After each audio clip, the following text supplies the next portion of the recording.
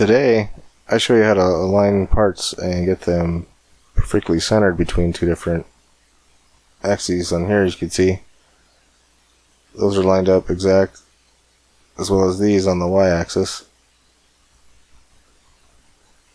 And I'll show you a couple other tricks and kind of how I modeled these tires a little bit, the spikes anyway. Anyway, stay tuned.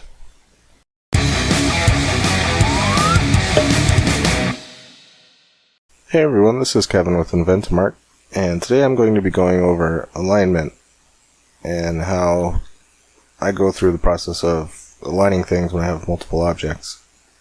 And first off, I'm just going to use this cube and just move it over out of the way somewhere. And whenever I work with anything, I try to use orthographic view, and I try to stay along the front, right, or top, or bottom, or back, or left. But usually I use the front orthographic view. That's the one I use mostly. And to get everything centered, I usually use cursor to center to move this into the center. You can also move the cursor around with this here. This is the 3D cursor location. And you can set that to all zeros, and it puts it right in the middle. And then whatever object you select, if you select that object and hit Shift S, actually let me turn these on, Shift S, and selected the cursor, we'll move that object to the center there. But every object has its own center point. It's this little dot there. Kind of hard because it stays the same size, but it's that little orange dot in the middle there. So when I go into edit mode and moved everything off to the side, that object now is not centered. So the center of the object is no longer there. And so go into edit mode, to get that centered, that'd be almost near impossible. So in order to fix that, what we can do, I'll just move it over here, and then what you can do is Shift S, cursor to selected, and then set origin, hit spacebar, and just type it in. If you're going to be doing a lot of these, it's easiest just for me anyway. I've tried, there's commands to use it to do that, set origin, but I just like to hit the spacebar and then use that pop-up menu. But anyway, you can go origin to 3D cursor, and the 3D cursor moves back to the center of this object. And this won't work with every object, but ones that are symmetrical and in some sort of way, it will work with. And so now we fix that so we can move that object back to the center. What I also like to do is align the cursor at the very edge of something. If you're wanting to resize it and you have a starting point but you don't know where the fixed end is going to be, like, you can move the cursor to there and then set that to there. But the little 3D cursor here, not this cursor, but this little symbol thing, what it does, see, when I deselect everything, it disappears. But when I select on that one spot, it shows that spot selected with that cursor there. I'm not sure what that's called. I'll have to figure out the name for that. But when you select more than one point, it goes to the median of all the selected points. So if it select this one over here, it should go here somewhere. And see, it shows it that it's kind of in the middle. It just kind of shows the center of all the objects that are selected. And if I click up here, it kind of moves up a little. And if you select them all, it goes right into the center. And so if you want to select the bottom here and move it down to there, you just select all four of those and Shift S and cursor to selected. Then you can do the set origin again and put that down to the 3D cursor. move the cursor back to the center.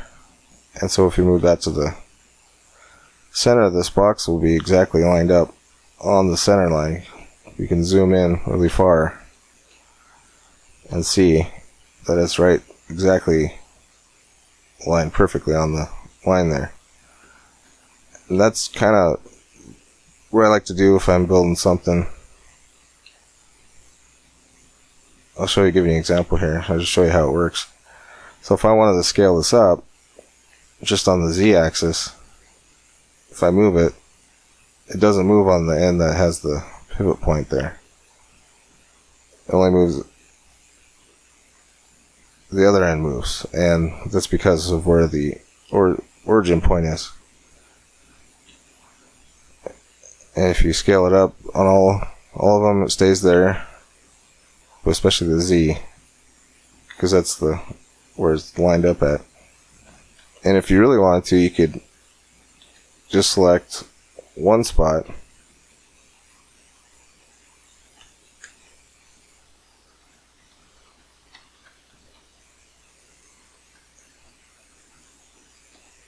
and then it would be centered on the corner. That way you'd have all three corners. So if you want to size it on X,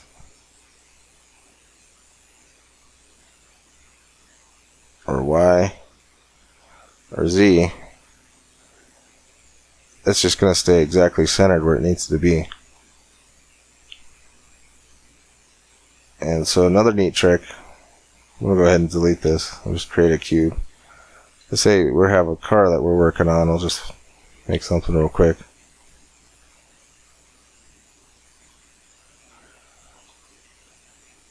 Let's make a quick little car.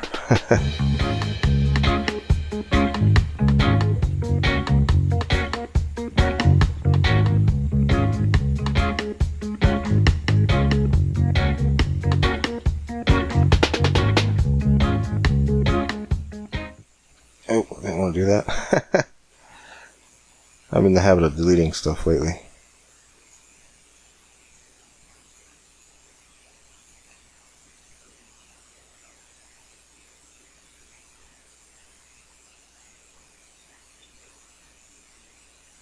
Okay, so I just created that basic car object, and so I want to put an axle in there, and how am I going to align that to this area,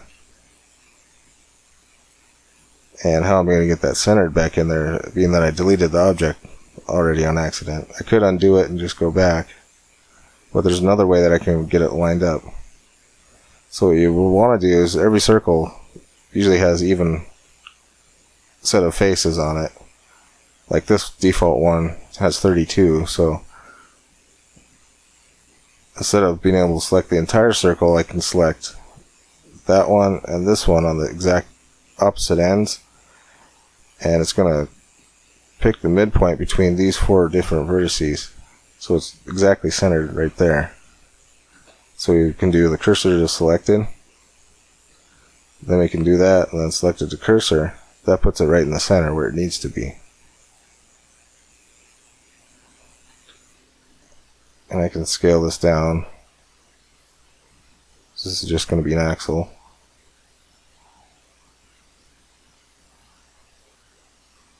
And same thing over here. Remember, we got to deselect it. I'll usually to make sure it's all selected, then deselect everything. Cursor to selected. So that cursor is now centered there. I can duplicate this object, and then it goes there and then right click and it leaves it there, and then do Shift S and then selected to cursor. So we have the duplicate object just moved there.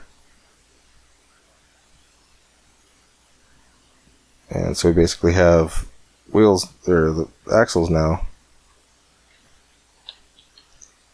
And let's make a wheel here, nothing fancy.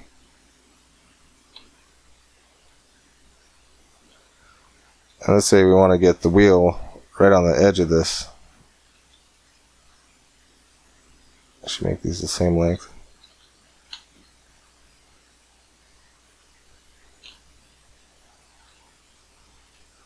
Sometimes when I scale things, I press and hold the shift key. Because if you move regular and then you hold shift, it moves it slower. You get finer detail. Anyway, so what I want to do is I want to move that to the exact spot of the end of this. So I go to that object, deselect everything, select all those along the edge there, and see it puts this temporary cursor there. So we can do selected to cursor. Whoop, that was the wrong thing. Not selection of the cursor, cursor to selected. I always get these confused. It's easy to do. And we do selected to cursor. Nope, we didn't want to do that. I'm confusing myself. Cursor to selected. Selected to cursor. That's what we want to do. Let's see, then it's in the middle there, and we don't want that. We want it to be along this edge here. So what we can do with this, move the cursor to there, and then set the origin to there. Being that we still have those selected, we can do cursor to selected and move that back, and then just do selection to cursor, and it puts it right on the edge and lined up perfectly there. And an easy way to get one on the other side here is, if it's a perfectly symmetrical object like this, it's easy to do. You can mirror it, or you can just copy it and rotate it.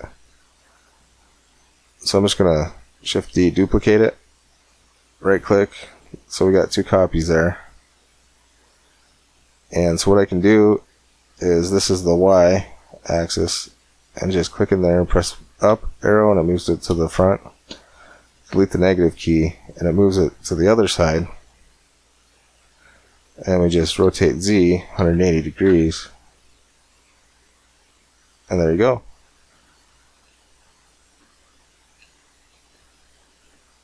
And so for this one,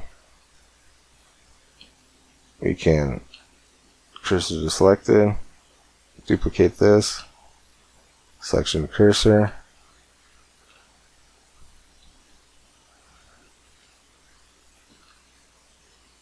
cursor to selected, duplicate, selection to cursor. That way you get everything lined up, and everything seems to work good.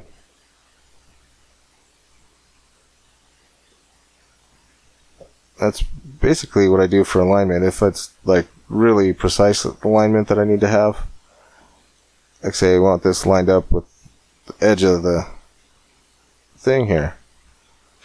So what we would need to do,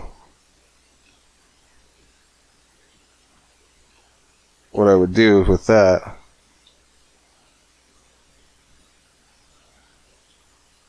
so you can actually select both of those, grab them, get them somewhat close. You just zoom in, get close again, just keep on zooming in. Sometimes your mouse hand's faster than your other hand. And so we got that lined up. And so we know what that is now. We got that one lined up. We don't need to go and zoom in with these ones. So we see where this Y one is. You can just go in there and Control C, copy it. And then Control V, paste it, and make it normal. Same with this one.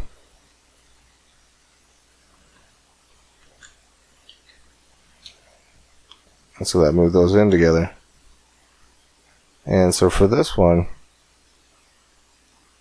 what we need to do would be to size it on the Y. I just gotta scroll in and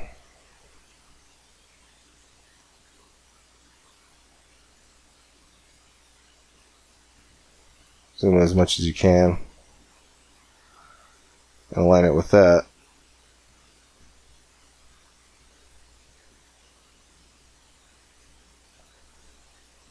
And when you're zoomed in really far, you can't see the lines to see what's you're lined up with. But if you hit that scale button with S, and when you press the letter C down on here, X, Y, Z, we want it on Y. So we can scale that,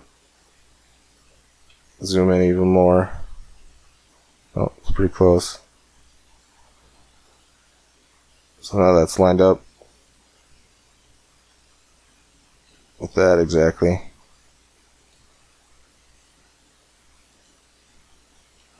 Pretty goofy looking car.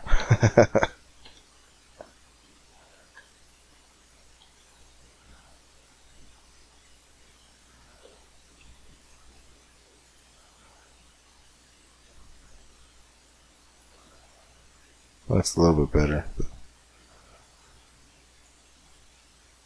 There's that one. And here's a car I'm working on. It's an RC car. I did the spiked wheels kind of like I did the octopus tentacle that I did a while back. And with this, I started off with just the wheels. I created those. I got this object created here. And that's just basically the design for it. And it's kind of a long process to sit through, but as you do, loop tool, get these kind of squared off.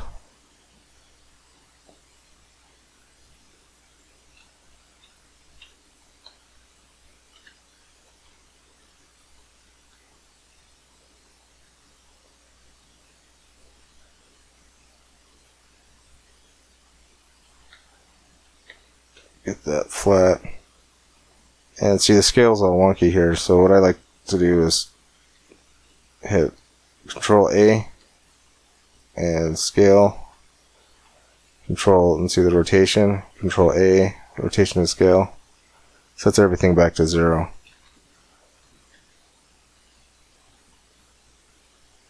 And what I like to usually test out with the objects here, I put it in face mode first. And I know that 3 and 2 works. I don't want to go all the way around it. I want to do all the whole thing. I just do the first band just to make sure that it lines up and matches. You just want to make sure you keep even spacing. And I'm going to go ahead and do this and fast forward. And we'll come back when I get this all done, because this is going to take a while.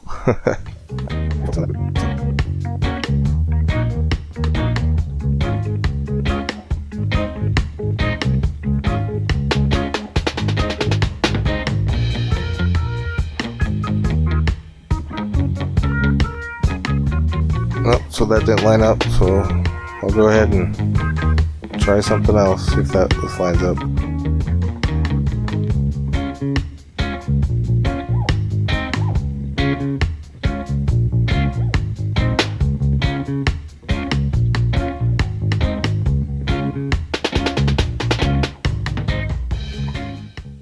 Okay, so that lined up. So what we can do is just make a pattern that lines up. It doesn't have to line up. We can actually make it skewed a little bit. And we'll go ahead and fast forward this.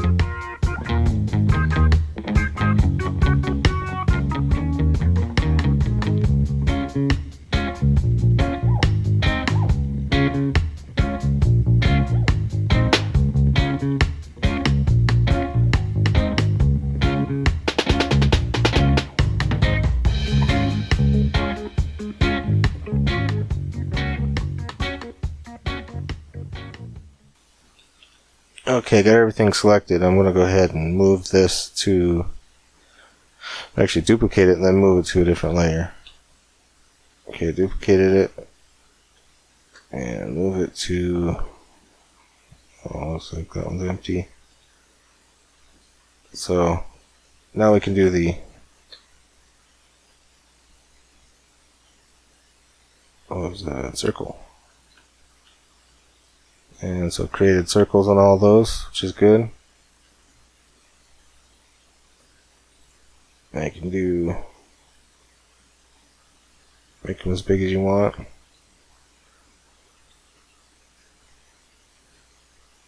I'm actually going to make them pretty small this time. Extrude.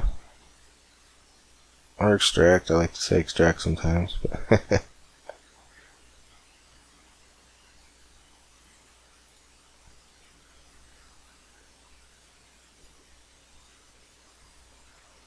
And a neat little trick that I just learned. See, if you want to grab it and move any of these out, you can't really. Except I learned if you press Alt+S, it selects them and you can adjust their size then.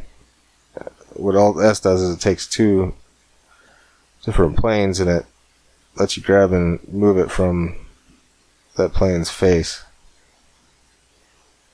or normal face. And so that's that.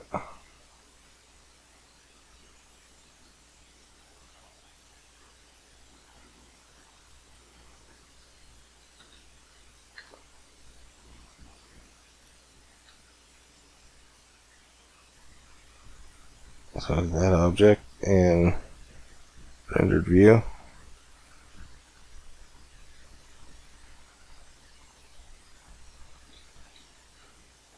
And so what I want to do now is add a texture to it just to get a look at it.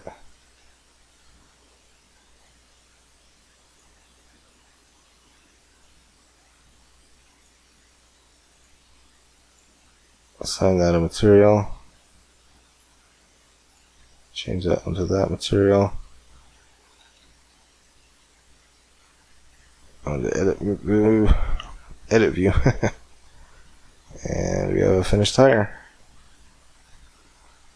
So that one's completely different than the other one I did. This one actually looks more like a real tire that I have on my RC car.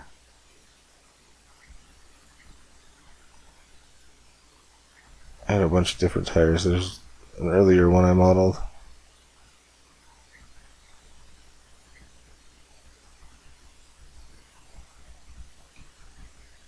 Here's these. These I had kind of a weird pattern going on. It was kind of a little bit off, but one thing I forgot to do on the tire I just showed you was make the tire kind of rounded a little bit, but that's okay. Some tires are actually flat like that for RC cars. But I'm actually making an RC car to model. I've only spent a little bit of time on it so far. But that's pretty much all I wanted to show for today, was the kind of the alignment of things and how you get things lined up. Because if you look at this, it's set to a -100. That's set to 100. That's set to a certain distance. And this is the exact opposite. You just use the numbers up here on the 0 if everything's lined up right. So it goes across from the Y, and so everything's centered. And that's basically kind of how it works. Anyway, thanks for watching.